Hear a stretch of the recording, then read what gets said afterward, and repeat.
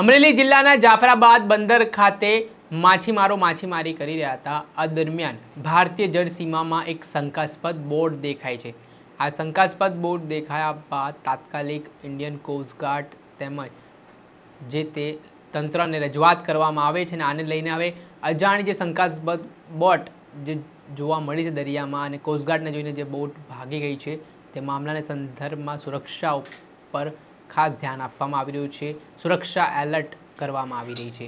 ત્યારે આ ઘટનાના સંદર્ભમાં રાજુલાના ધારાસભ્ય હીરા સોલંકી પણ દરિયાઈ કિનારે પહોંચ્યા હતા। તેમણે વાયરલેસ માઇક સાથે વાતચીત કરી છે। ત્યારે સમગ્ર મામલો છે, વિગતે વાત કરી। વૈષ્ણવજન તો તેને કહીએ જે પીડ પરાઈ જાનાને રે। નમસ્કાર દર્શક મિત્રો, નવજન ન્યૂઝમાં આપનું સ્વાગત છે। હું છું ફૈઝાન। હાલમાં અમરેલી જિલ્લાના જાફરાબાદ બંદર પર આજે સવારના સમયે માછીમારો માછીમારી કરવા ગયા હતા। 20 નોટિકલ માઇલ પર એક શંકાસ્પદ બોટ દેખાય છે।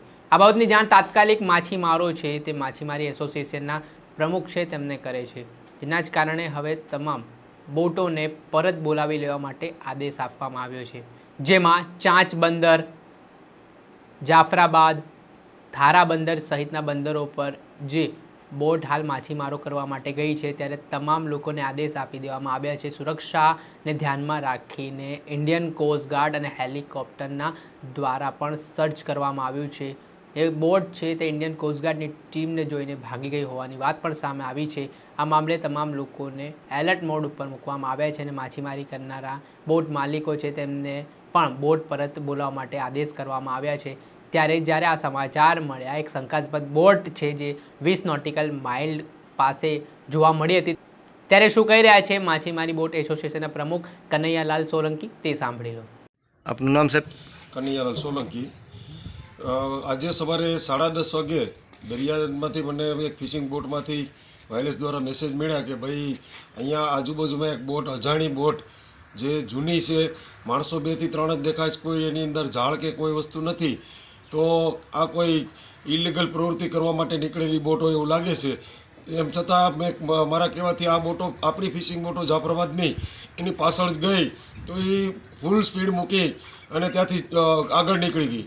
એટલે તાત્કાલિક મેં પછી કોસ્ટગાર્ડને, મરીન પોલીસ સ્ટેશનને જાણ કરી કે ભાઈ આવી એક બોટ, અજાણી બોટ છે અને બહુ જૂની પુરાણી બોટ છે, એટલે આમાં કંઈક શંકા હોય એવું લાગે છે, તો તમે તાત્કાલિક કોસ્ટગાર્ડ મોકલી અને એને પકડો।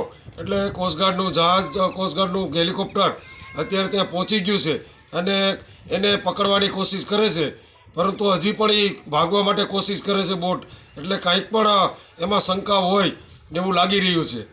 સરકારશ્રીને મારી નમ્ર વિનંતી છે કે આ અત્યારે જે બોટોને પરત બોલાવવા માટે ટોકન બંધ કરવામાં આવ્યા છે, જો દરિયાની અંદર ફિશિંગ બોટો હોય તો આવી કોઈ પ્રવૃત્તિ થાય, આવી કોઈ બોટો દેખાય તો એની જાણ થાય। બોટો બંદરની અંદર હોય તો આવી પ્રવૃત્તિનો કોઈ ખ્યાલ ના આવે, એટલે સરકારશ્રીને વિનંતી છે કે બોટો, ફિશિંગ બોટોના ટોકન ચાલુ કરે, અમારી આવી નમ્ર વિનંતી છે।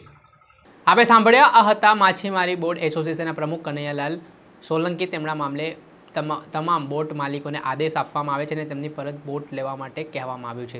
ત્યારે આ ઘટનાના સંદર્ભમાં રાજુલાના ભાજપના ધારાસભ્ય હીરા સોલંકી પણ દરિયા કિનારે પહોંચ્યા હતા। તેમણે પણ માછીમારો સાથે વાતચીત કરીને સંવાદનો વિડીયો પણ સામે આવ્યો છે। પહેલાં તો આપ આ વિડીયો જોઈ લો।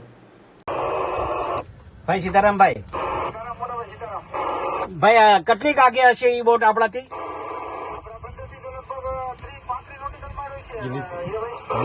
ભાઈ હેલિકોપ્ટર ને એ બધું આવી ગયું છે ત્યાં?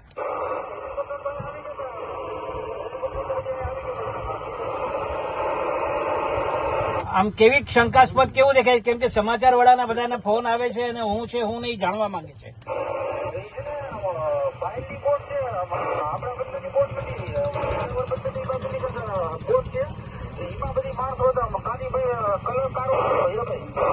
એટલે બોર્ડ પર નંબર લખેલા છે, નામ લખેલું છે, ફ્લેગ છે આપણો જેડના બીડના કાંઈ?